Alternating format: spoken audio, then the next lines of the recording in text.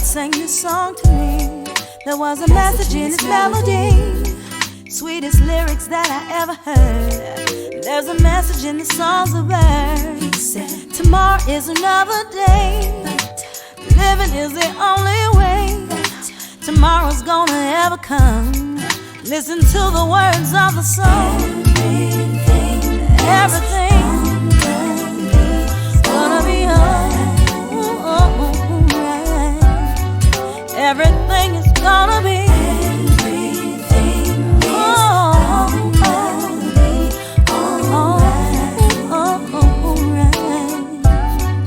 Everyone who's looking, thank you for joining me today. I'm Stephanie Wilson-Coleman, known as the Empowerment Doctor, or as some people say, the straight no chaser motivator.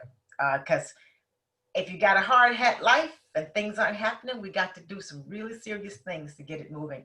Joining me today for today's A Sip of Inspiration, Living Your Best Life, is Joann Tolbert-Yancy. So, and I got a couple of things. I had this whole thing set up, but I just wanted you to know that we just found out that we've been following each other. Seemed like our whole life. She graduated from University of Arkansas in Pine Bluff. As you all know, I'm from Arkansas. And she lived in Florida for a while. And you all know I call Florida home. I lived there for 20 some odd years before moving here. So we have actually been following each other. So it's really pretty cool. The only difference is I'm an AKA and she's a Zeta Phi Beta, but I've got good friends that are members of Zeta Phi Beta too. So that is wonderful. But I want to give you all who are looking and maybe meeting Joann for the very first time, just a little bit of background. She's the president and CEO of Jotoski Human Resource Consulting Firm that's based in Dallas, Texas, where, as you know, unlike Chicago, they don't get any snow. I just had to put that in. Her firm specializes in employment law compliance, EEO litigation support, diversity training, and management/employee development, which is pretty cool. And her clients are a wide range of clients, from Chase Bank to Homeland Security to State Farm to the Oklahoma Department of Corrections. And I didn't name them all. Joann is actually just an idea generating ball, and she's got this cool sense of humor. From the first time we talked, it's just been really cool to connect with her and to just sort of feel that humor and that energy that she has. And she's toured nationally and internationally, I want you guys to know. And also, she is an award-winning author.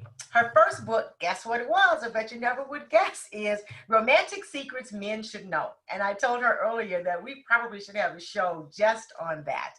And the next one is, What Dreams Are You Sitting On? The Unwritten Rules of the Workplace. And we all know that there's unwritten rules and leadership at its best. So thank you very much for joining me today. I am so excited to meet you and have you on my show.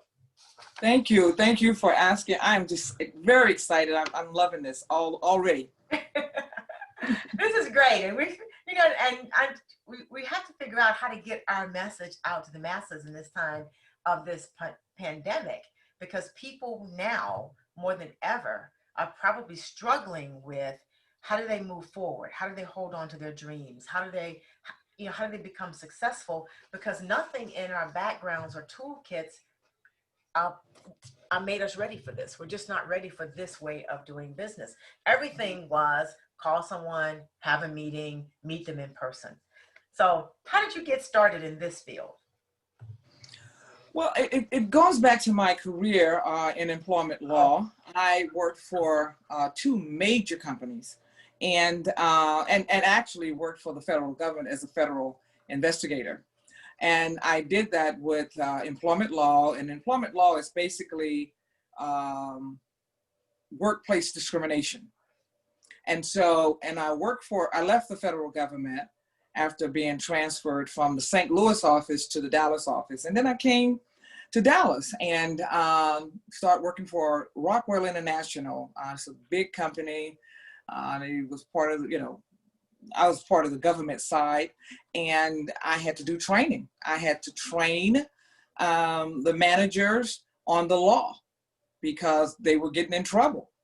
And they were saying the wrong things. They were saying the wrong things and doing the wrong things. And my job was to go in and tell them what the law requires, especially when it came to sexual harassment and that sort of thing. So that's how I got into speaking. I like, when I first did my first workshop, I was a little nervous. You get the little butterflies in your stomach, and I had them in my stomach, and I would practice. And I mean, I was practicing, and I was looking in the mirror, and I'm flipping my charts and all that stuff, and it was such a high for me. The adrenaline, I know you know what I'm talking about. Oh yeah. When you're standing before somebody and you feed off their spirit, that's what I was doing. I was like, wow, I like this. This feels good. But I said, okay, and I did that for. Maybe I did 9 years with Rockwell International. My job with Wider Systems in Miami, I was with them 10 years. And it was, when I worked for Wider, they wanted me to do the same thing.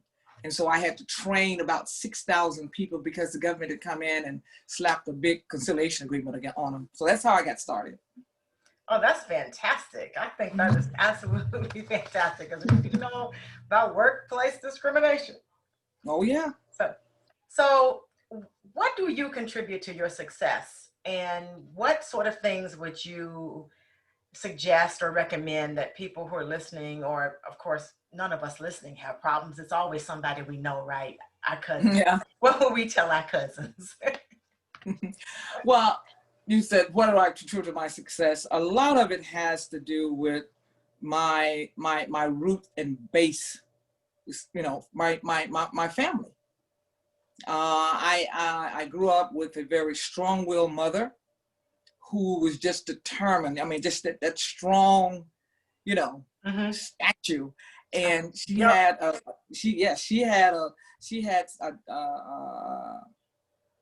this thing, about honor and dignity and that sort of thing. So I was destined. It was just no way that I was not going to go and do what I needed to do. Okay, I just had to do that. And so I contribute most of my success to, first of all, getting my education, then determined to do that. And then going into the corporate America, understanding that I needed to interface with all people in the workplace. A lot of us don't do that. We stay with our own little groups. And when we stay with our own little groups, you're not growing because most of the people in your group don't know no more than you do. That's right.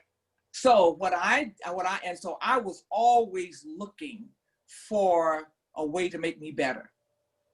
And so I would say, for those who are out there, you're trying to get started, you got to really sit down and set the goals. You got to understand what it is that you want to do. Okay. And a lot of people don't know.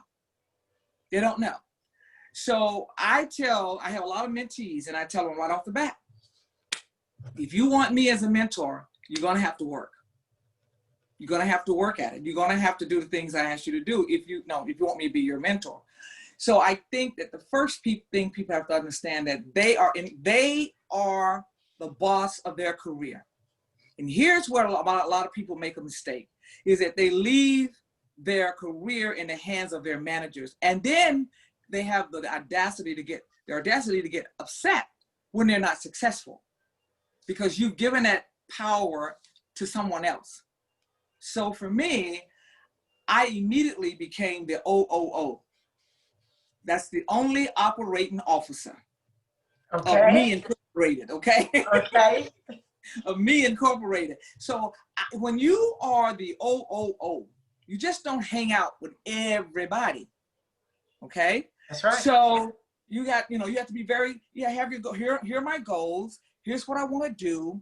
And let's see can I get from this position I'm in right now that's going to make me successful in the future. That's a great idea. We've got a question already, and it says, have you ever run into people in the workplace who try to write your narrative for you? Because I have such a very strong personality, the answer to that is no. Honestly, no. And when you see it, because now that doesn't mean they didn't attempt to. People will attempt to write your own narrative, but you got to know you. Yes. You have to know yourself. Yes. And when you know yourself and what your goals and where you're trying to go, you don't have time. Both of us from Arkansas, and I can tell you, I don't know, in other parts of the country too, I remember horses and they would have these little things on their faces, you know, like the little blinder on the side. That I think that was because to make them look straight ahead. Right. So when you are laser focused on what it is that you're trying to do, people don't get a chance to write your narrative. You're writing it yourself. That's true. That's so true. But you're right about being laser focused. Have to be. So, how important is it to hold on to your dreams no matter what? You have to. You really have to. Let me share something with you. You're talking about getting in this business of speaking. The one person who just inspired me to no end was Barbara Jordan. Barbara Jordan was a Texas state senator who later became a U.S. Congresswoman. Mm-hmm.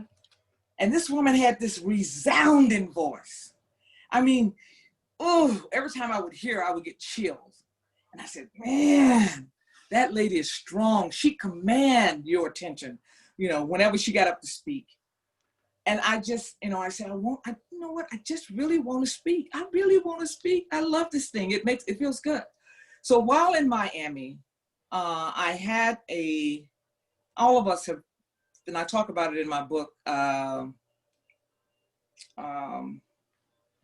I think it's my third book, Unwritten Rules of the Workplace, about some of us have had good bosses and then some of us had bad bosses. And I had a bad boss. And I was forced to do training that I really didn't want to do, but I did it anyway. And it put me at a maybe 85% travel. Mm-hmm. So I was not at home a lot. My boys were in college, living in Miami, doing my thing. So I said, I really want to speak. And the first time I went to speak, to do this training, we were talking about diversity. We were talking about affirmative action and special treatment. And he was there and he kept interrupting as I'm trying to deliver. And made me real mad. And we got into a very nasty argument after training on our way back to the hotel. And I sounded off on him. He sounded off on me. And I'm going to tell you, I slept good that night. Oh my God. I released so much. And the next day he said, you know, he would do half and I would do half. But that day he said, I want you to do it all. And I really felt that he was trying to set me up. Trying to set me up because I knew his part. I never done his part. Okay. So, you know, but I got up there and I tell you, I walked in that room. It was over 100 people in there, of which 92% were all white males over the age of 40. And I'm in there to talk about affirmative action and special treatment. And so when I saw it, I just did a U-turn. I went to the bathroom and I was just walking and pacing. I'm like, oh my God, I got these boys in college. He's trying to set me up. He wants me to fail. So I went back to doing what I know to do, and that was to pray. That's right. And so I went back in that room, and let me tell you, I just opened my mouth and everything just started flowing to the point that I did not realize that he was not talking. He was not interrupting me. And so at break, he came and he says, look, I'm going to go on back to Miami. I said, wait a minute, you can't leave me. We got 3 more days of training. He said, I'm not needed here. Handle your business, young lady. And handle my business I did. All right. It was amazing. And I said, I don't drink, but if this is how an alcoholic feels, this is how a high feel, boy, I understand. And so it was at that point that I knew speaking was what I wanted to do. Now, in the midst of this pandemic or any crises, the pandemic is just the one we're living through now, but people have crises through all points of their life. What steps do they take in order to create goals and to stick with them? And how do you do that and move through the crises simultaneously? First of all, I think for me and others I've talked to who are in this field, it's been a time to be quiet. It's been a time to sit down and be quiet. Because most of the time, let me tell you, doctor, I'm on a plane somewhere. I'm going somewhere, or I just got back and I'm planning to go somewhere else. So it's been a time to sit down and say, okay, what do you want to do for the rest of your life? What do you want to do? And you have to sit down and really think about that and stay focused on it. And then, you know what? Start having conversations with people who are doing what you want to do. There are a lot of them out there. They are willing to give you and share with you, just like you're willing to share. I'm willing to share. And you have to just sit through it and say, no, this is what I want to do. And don't put in these lofty goals, because a lot of times we don't make it and we get discouraged. And then we say, oh, I was going to fail anyway. And then we have to be real careful about who we share our dreams and our goals with, because there are some dream killers. They are everywhere. And they're, and a lot of people think that they're, strangers. No, some of them are near and dear to your heart. And you have to be very careful about how you share, because you will get discouraged. Yes, they are actually in your back door giving you advice. Right there in front. They got your personal cell phone number, know when you're available, right? Right. Yeah. I've often said that I think that I agree with you in that during this time, in this pandemic, it is a time to be still. It's like the universal presence of God has given us a huge time out. And what is beginning to happen is people are having to spend this time with themselves. Yes. And they're finding out things about themselves that they never knew before. I know. And I think that's what's driving them crazy. Not the fact that they're home, but the fact that you're now having to look at all of those little monsters that are running around as you, and you got to deal with them, right? Yes. I agree 100%. So when they write goals down, and is there a certain number of goals you think they should write down, or how do they get started? Just identifying what it is that they want to do, because a lot of people want to do 30 things. How do they? Can't do 30 things. That's right. I have this thing that I take. I'm sorry. Wait. So go ahead. Go ahead. I have this thing called a mind. It's called mind mapping. I take a piece of paper and I draw a circle. And then I ask them, what do you want to do? One thing, not a whole host, just one. So just like someone to say, well, I want to speak. Okay, you want to speak. How are you going to go about doing that?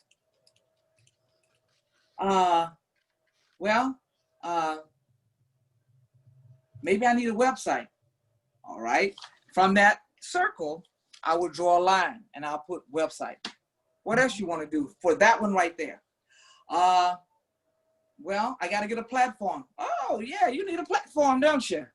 You got to know what you're going to talk about. All right. So you need to draw another line from the circle that says a platform.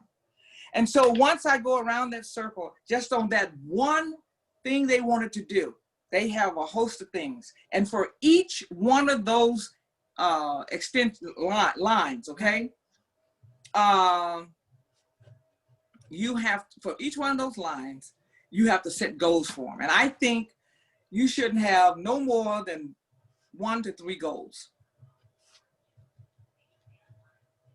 Because I'm telling you, when you go 1 to 3 goals, that's my advice, is you do 1 or 3 goals and give yourself anywhere from 6 months to a year. You don't need to be in a hurry. You want to do it right. And that way, once you make an accomplishment, when you accomplish something, what would motivate you to do more is that you celebrate it. You don't need no one to do it for you. You go and do your own celebration. If it's nothing, if it's nothing other than that, going to dinner or having a spa day, whatever, I accomplished this. So that would be my advice. Right. Celebrate yourself. Release your own balloons. Yes. So when others tell you it can't be done, how do you keep going and get it done? Honestly, you want me to be honest? Yeah, honest. I ignore them. You don't tell me. I love this. Wait a minute. Hey, doctor, you don't tell me That's what right. I can't do. After all, I am the grand diva. You can't do that. That's right. No. That's no. right. That's right. And let me tell you, that don't mean they don't try. But people who are close to me, who know me, know that you don't tell me. I am very determined to do whatever it is I set my mind to do, just like you. Mm-hmm. You're where you are right now because you decided this is where you're going to be. And I know along the way, people have said, well, why don't you do this? Well, I said, why don't you shut up? Why don't you be quiet? Because here's the thing. I had a mentor to tell me one time, and let me hear this. And I want people to hear this. He says, Joann, people are, I had this boss to tell me, he says, you intimidate people. Oh, yeah.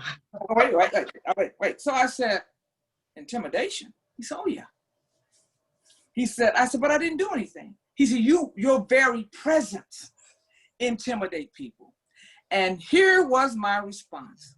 I said, intimidation is a chosen response to my greatness.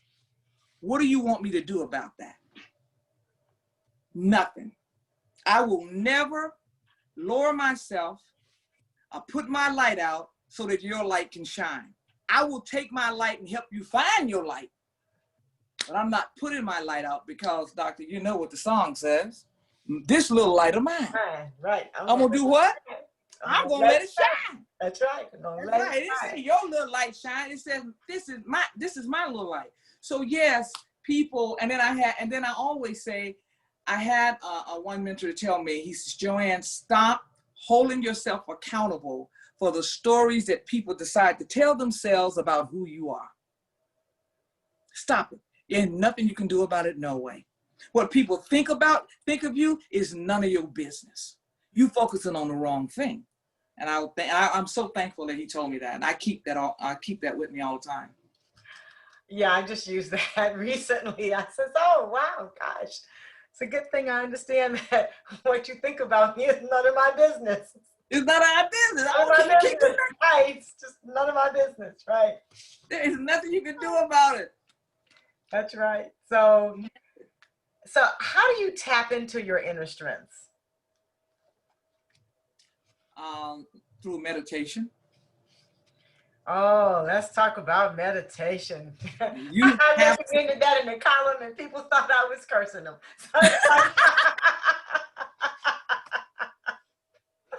So let's talk about meditation. No, see, and it's not easy to do. You have to start small. You really do. And I'm going to tell you what helped me is that, there are many of them on YouTube, as you and I both know. And you sit. Sometimes it's hard to sit. And I try to do it. When I first started, they said, just do it for 3 minutes. Just sit. And a lot of racing thoughts will be going through your mind and you can't control it. Let it go. Just don't focus on it. Let it go. But sit there until you can get yourself up to maybe 30 minutes, and get it done. So meditation is how I tap into my inner strength, also through prayer and talking with my prayer partner, and all of us should have at least one prayer partner.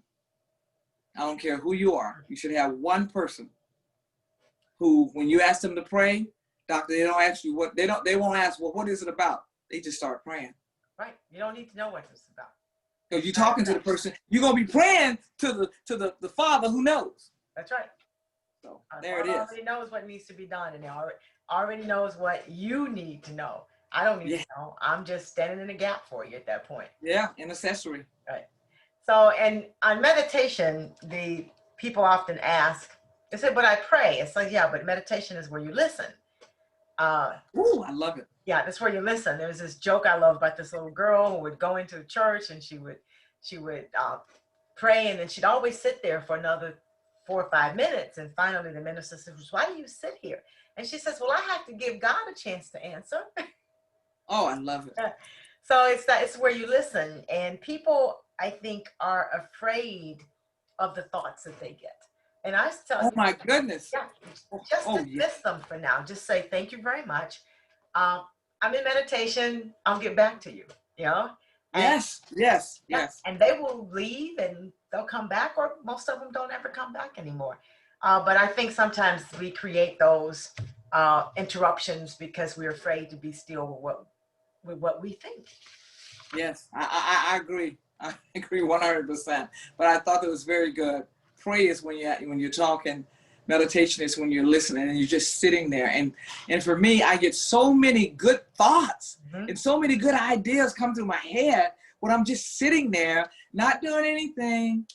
They say, "Well, I can't do it. I got kids." I'm like, who's a parent? Who's a child? Control Yeah, that. I think that's a whole new seminar these days. Yes, it is. Yeah, who's a parent and who's a child, right? And why? Yeah, boy. And they had regular bedtimes. They should. When we grew up, we had regular bedtimes for a reason, because our parents Yes. showed us that they needed some time to unwind, sometimes to release the day and to release any negative feelings or thoughts. And that's how they did it. And that was that we were allowed to see. So we knew that happened. So we were able to take it into our own lives.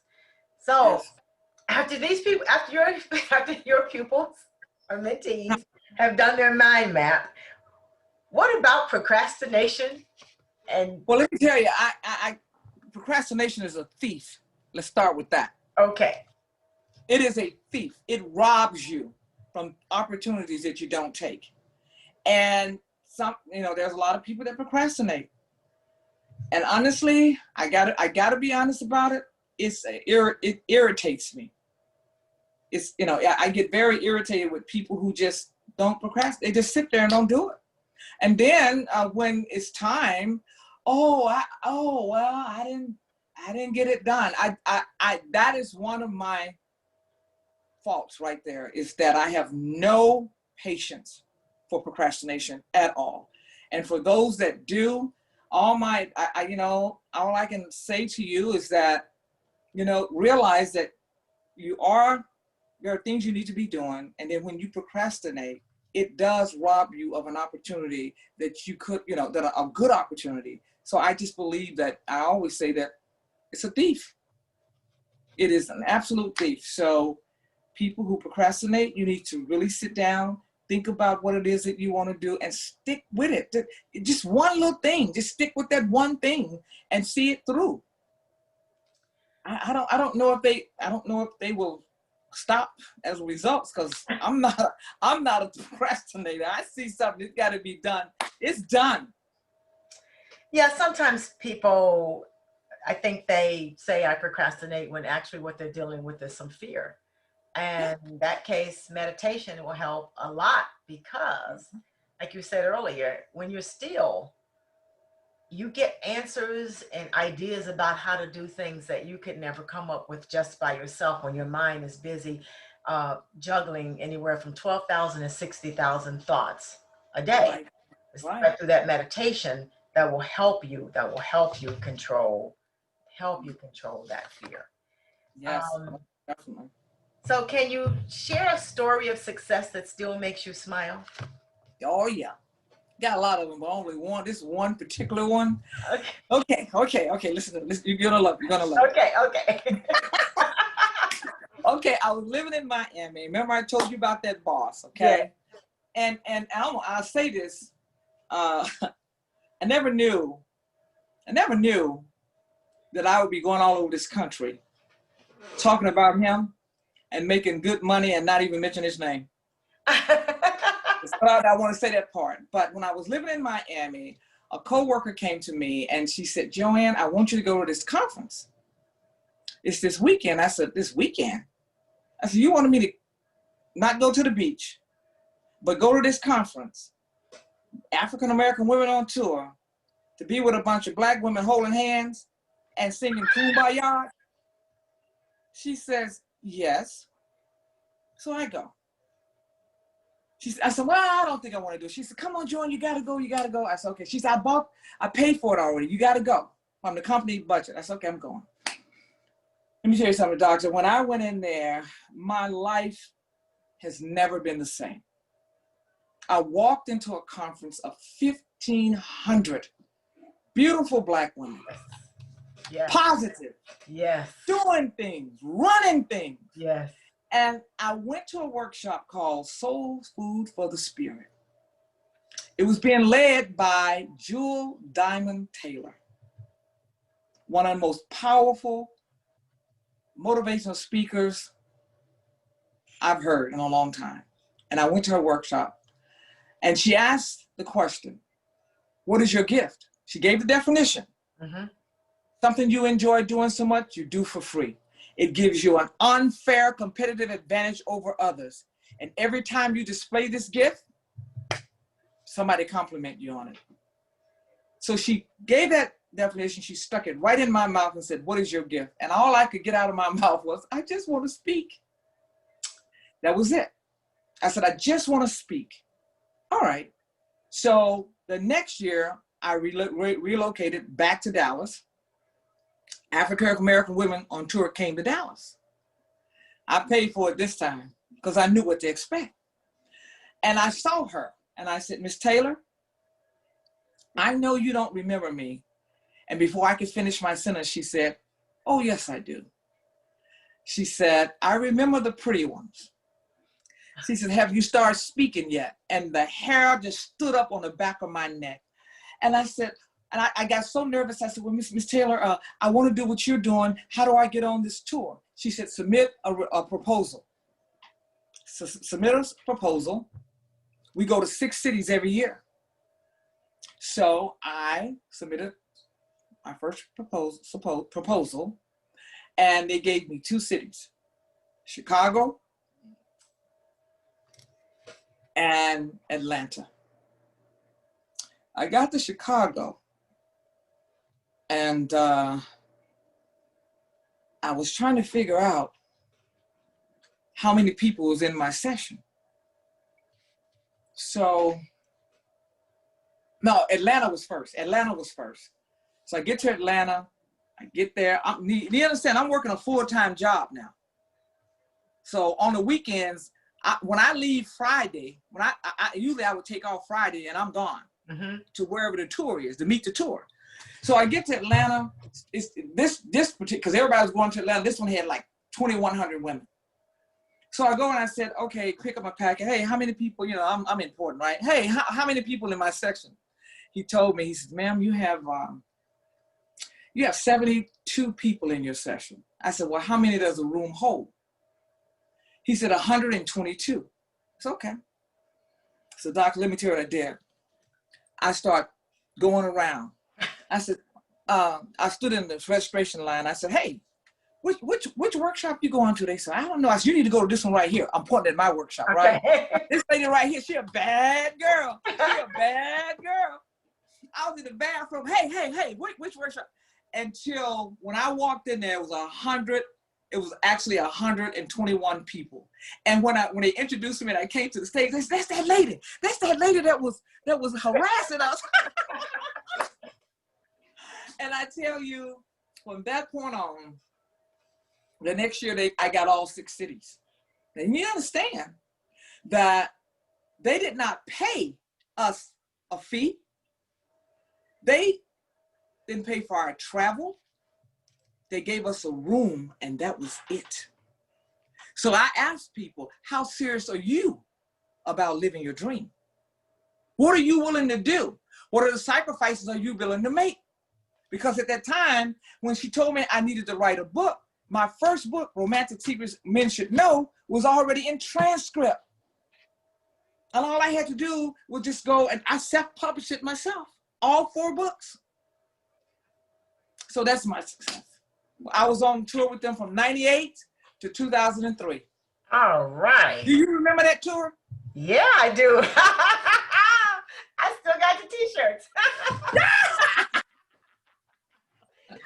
because you know they had Maya Angelou, they had Debbie Allen, they had Loretta Devine. Yep. They had all those women, and to be in the midst of Maya Angelou. Yes. Oh my goodness. Yeah. Alyala Van Zandt, before she got real popular, she was on there. Before she got real, she was working on a PhD in parapsychology or something when she was there. Yeah. Yes, yes. And I think it was, right? Yeah, Philadelphia. And let me tell you, oh boy, you got a good memory. Let me tell you, when the next city was Chicago, and my room filled up immediately. But in Chicago is when I birthed a women's group, empowerment group for women called Divas United. That's right. Let's talk about that, because you are the grand diva. Yes, I am. Don't get it twisted. That's right. Let me tell you. And that came about as a result of Jewel Diamond Taylor, because we were between sessions and we were trying to decide out where we were going to go for lunch. She said, "Hey," she said, "I have a group called Inner Circle. Why don't you start a group, Diva, and call it Diva?" I said, no. She said, "Go on." I said, "Okay, I'll call it Divas United." I have a chapter in Chicago. I have one in Atlanta, Washington, Maryland, Washington, D.C., Maryland area. Where else? I can't think of all of them, but it came about as an empowerment group for women, and we have an annual retreat every year. We have been everywhere. Every island that they have, we've been on it. And when we come, girl, we descend on it. We oh my goodness. They here come them diva women's. Oh my goodness. We be all over. Every night we're in the same color. Every night we would go to dinner in the same color. Everybody, and this is our 21st year. Oh, that is fantastic. I love Yes. So we do have some people on, and if you want to unmute yourself, you can ask some questions, because I can't unmute you. I discovered that in practice earlier. You don't have to unmute yourself, and you can ask your questions.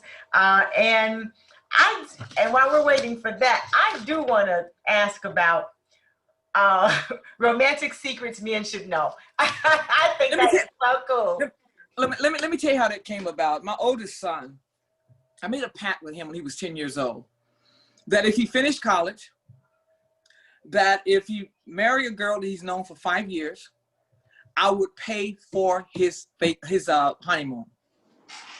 Well, he finished college. He had known a young lady for 9 years. I wouldn't have waited for him for 9 years, but 9 years. Me either. And so I said, let me just write this book for him. I just wrote down, I just started, people would ask me, "Joann, I need to do this, I need to do that. What do you think?" So I would jot it down and give it to guys, just give them to the guys. And so somebody said, "You need to put this in a book." And I did. And like I said, it's in its 16th spring right now. That's how it came about.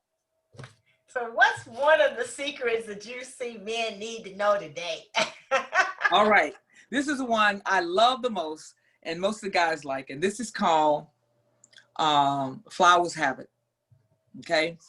In this book, I actually tell you exactly what you need to get. It's a recipe. They can't mess it up. Okay. That's right. You just can't miss, and I'll make sure I send you a copy. Okay. You can't mess it up.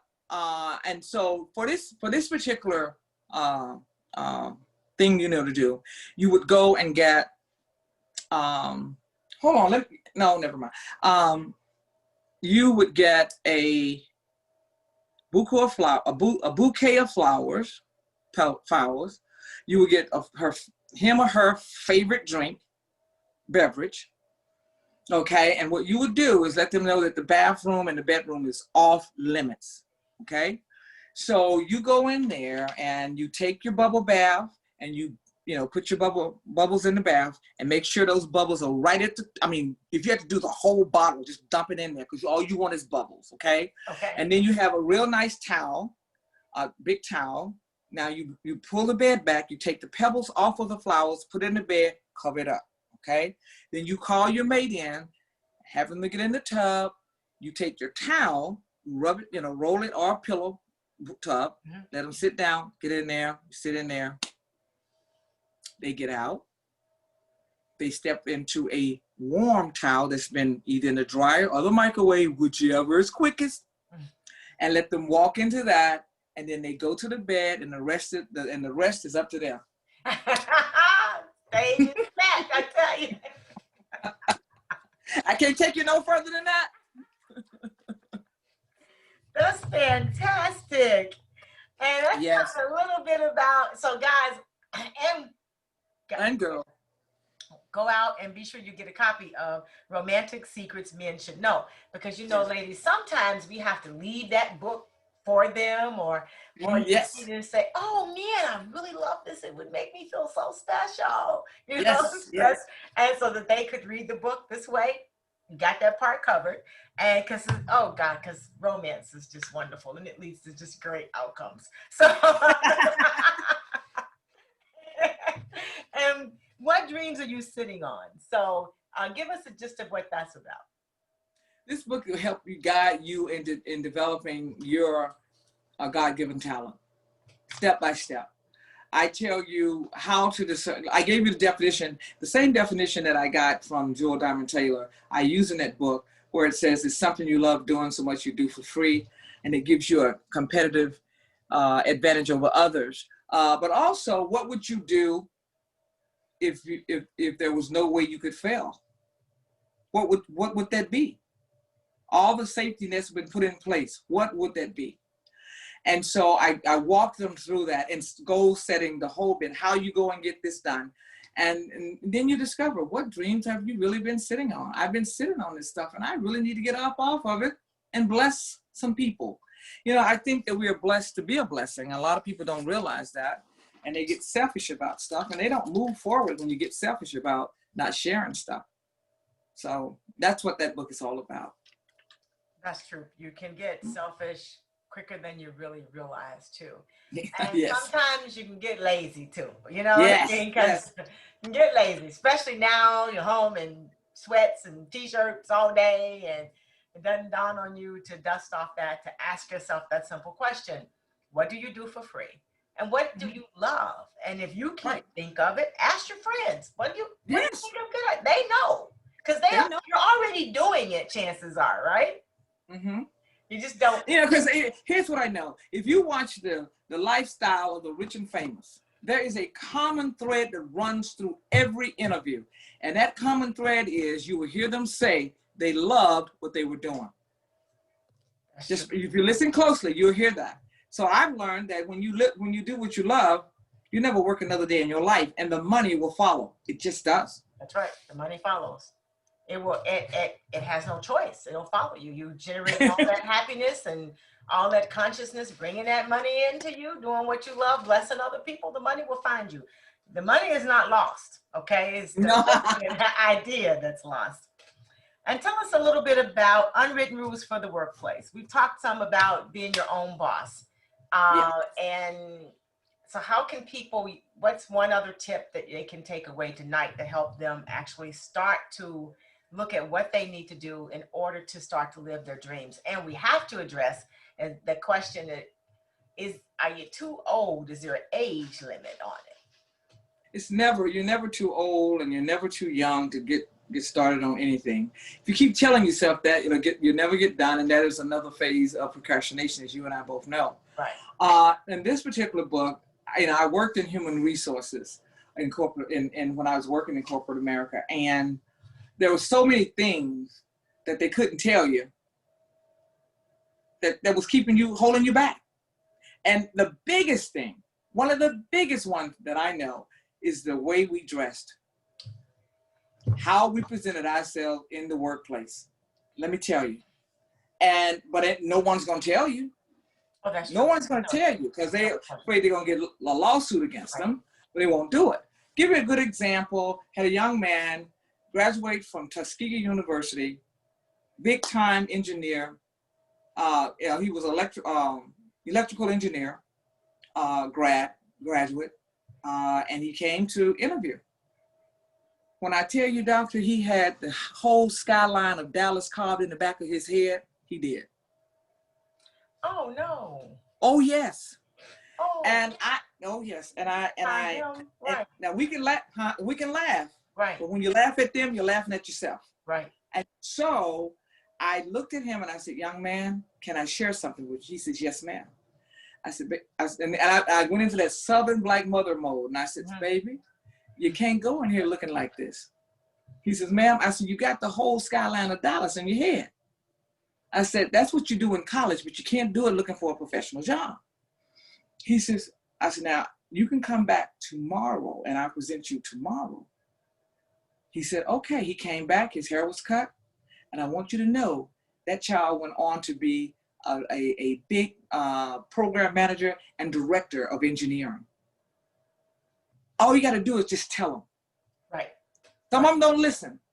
And it also has to do with your approach. So there are so many things that keep us from, we don't even know why. See, me, when I was in corporate, you couldn't tie me to any one group of people. You just couldn't. Right. Right. I spread it. Let me tell you, when I was in Miami, and that was the corporate office for Ryder, and I was a mid-level manager. They told me that I could not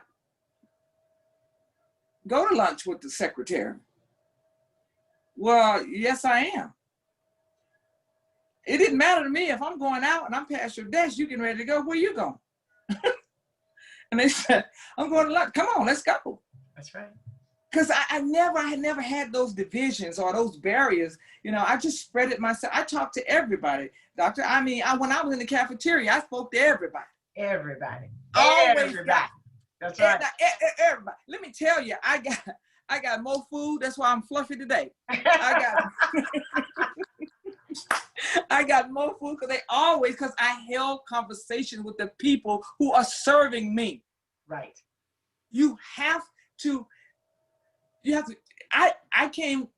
I was there with the mindset I could learn from anybody. And I often would work late. And there was Mr. Leroy, who was the janitor. Yes. Mr. Leroy came by. He said, Miss Yancy, they getting ready to lay some people off. I said, what? He said, yeah. I said, you see my name? No, ma'am. Yep. Yes. Yes. Just because they read the mail, that they enter the mail, don't mean they don't know how to read, sweetheart. That's right. Hello.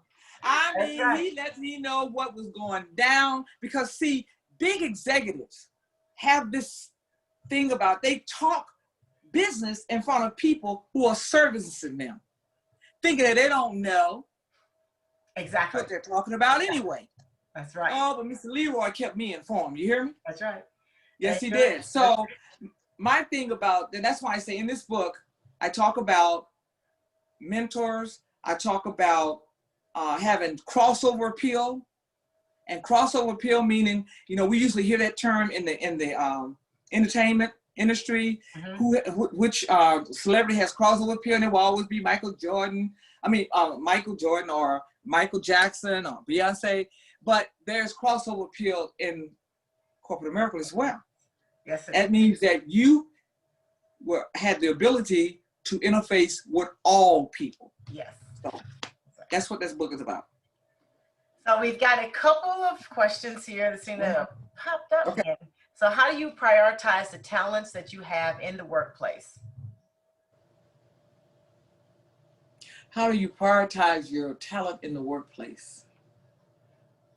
Okay, I would think you got to see, when you say prioritize your talent in the workplace, that's a tough. Let me tell you why it's tough, because what talent are you trying to display in the workplace? Exactly. What is your job? Does your talent match your job? Because if your talent don't match your job, you need to lead that talent, take that talent to a place where it is honored and valued. Because I've seen a lot of people, they want to do certain things, but it don't work in this environment. And right now we have like multi-generational people in the workforce, and you have your Gen Zs, you got your millennials, you got your Generation X, and the baby boomers, we're still in there too. Right. And so everybody's, is different and clamming, but you have to really, does your talent go with your job? Are you utilizing that talent correctly? I mean, that's all. Yes, I totally agree. Sometimes we have talents we're trying to display in a position where they're not useful or Yes. required. So that talent Right. needs to go where it's going to be used. And sometimes we think we can force people to embrace and talents, and that just doesn't work. I remember when I was in Florida working for Allstate, and I was a manager, and we were talking about, oh, we can't do all of this. Is we need more people. And the president looked at us and said, anybody can do it with people. It's like, gotcha. I need to figure out some talents for getting that done, right? Right. Mike says he loves the show, and he says, thank you for being a blessing, and that this is great information. And is there a list that they should follow in order to work in an office and be considered an equal? Because is there a list? Yeah, or some examples, because I don't know that there's a list. Sometimes no, there's no example around that, but yeah. Here's the thing: to be, he said, to be valued. To be considered an equal. Considered an equal. Well, sometimes you can do everything you can, and they'll never consider you to be an equal. Here's the deal: when you start talking about being do your job and do it excellently. See. Be excellent. Have a spirit of excellence in everything that you do. What does that mean? Doing the right thing when people are not looking. Yes. When they speak of you and your work, oh, he does a fantastic job. I think it was Dr. Martin Luther King who said, when you don't have a hump in your back, people can't jump on it. So that means that when you're doing your job and you do it with gusto and, and pride and passion, that means you're doing a good job, and people will respect that. That's all you want, is them to respect that. But there's really no list. Right. Do it with a spirit of excellence, meaning that this is what I do. It has my name on it, and when I do it, they come, and when it comes back to me, it's going to be good feedback. Not, oh, he was late. Oh, she was late, didn't do it. But yeah, just do your job with gusto, and if you can't pursue what you're doing with entire determination, then you're in the wrong job. And I usually recommend too that people keep a list of their accomplishments, because in a corporate environment, the one thing managers hate to do is try to figure out what they're going to say in your performance review. So yes, I hate that. Okay, so I used to send a follow-up email about the things I accomplished every month. So no matter how that manager felt, they never allow enough time to really write a performance review, but they would always remember, oh, I got those emails from Stephanie, I'll just use that. And of course, it was just filled with things I accomplished. So it's like, you write your own performance. I wrote my own performance. Yeah, you write your own performance appraisal. You write, and most managers hate doing performance appraisals. And I talk about that in the leadership at its best, is where you don't want your employee to be surprised at a performance appraisal. How many times have you been surprised when they say you didn't do this, and I told you about it? You're like, really? Really? When did that happen? Right. So yeah, I that's good. Thank you. That's very good. Yeah, I found that to be just, not only that, it helps me understand what I did too, because as an employee, you don't want to be in a position where you're trying to defend something and you don't have a record of it. So it helps. And generally, when you do that, you get really good ratings and you get access to some great assignments, because they know that you're going to keep the records for them, because they hate to write performance reviews. And one other thing I wanted to point out too, going back to the person who had talked about being equal, one of the things I did is I took grunt assignments. Yes. Work that no one else wanted to do. Yes, I did that too. Okay. Nobody else wanted to do it. Okay, nobody wanted to do it. And you may not get anything from the current position you're in, but by doing it, you just increase your market value somewhere else. Right. So you got to be thinking that way. And the relationship nobody wants to do.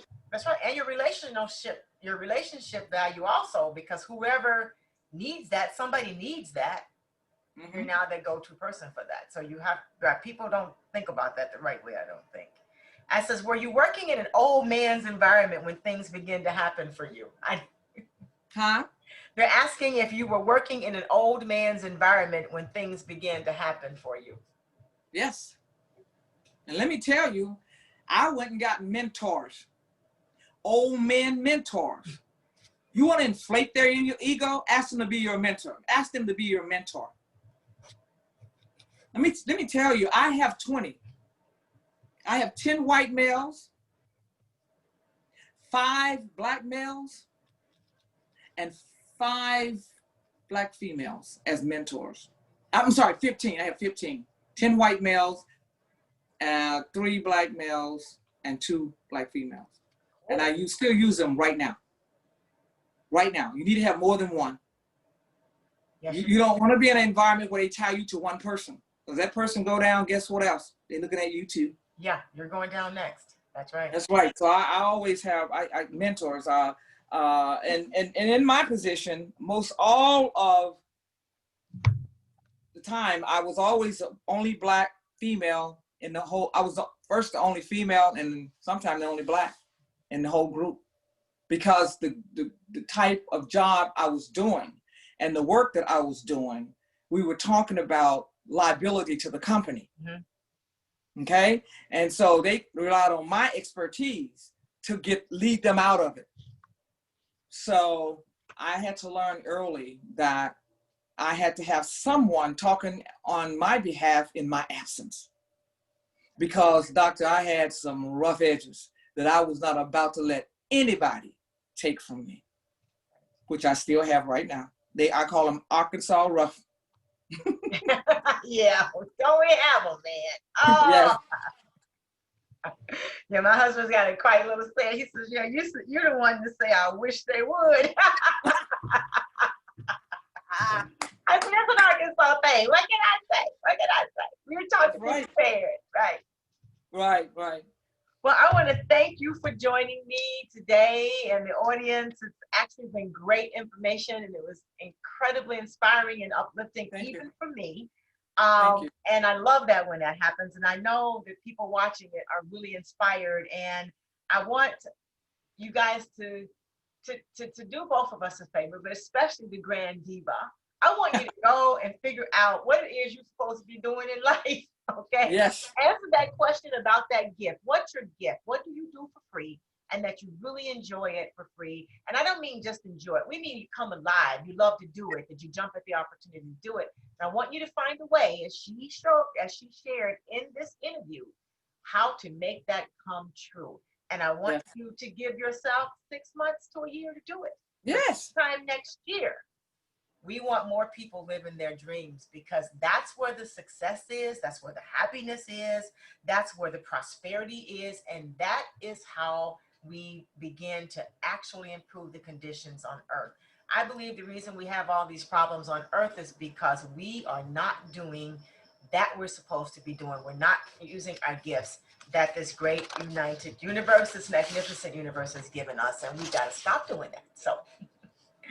So with that, I'm going to say good night. I want to be sure we don't have any more questions, because I don't want to leave anyone in a position to where they don't have their questions answered. But if you do have questions later, you can email me. You can send them through my Facebook page or through my website, champagneconnection.com. So Dr.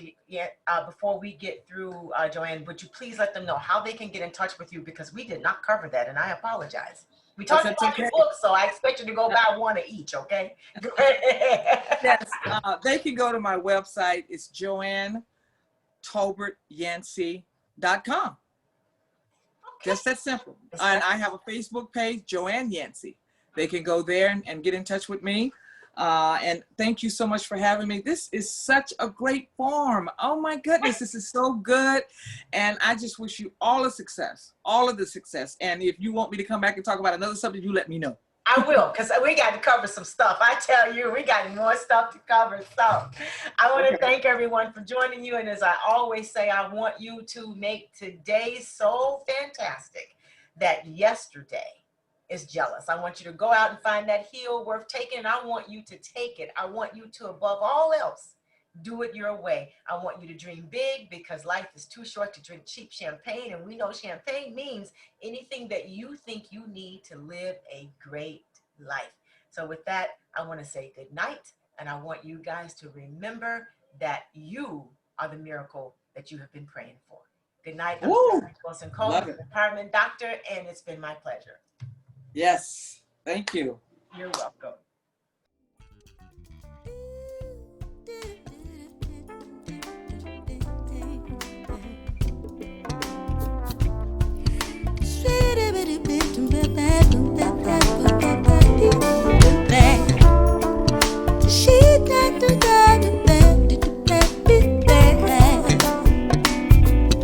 But life's too short to drink cheap champagne, so I decided to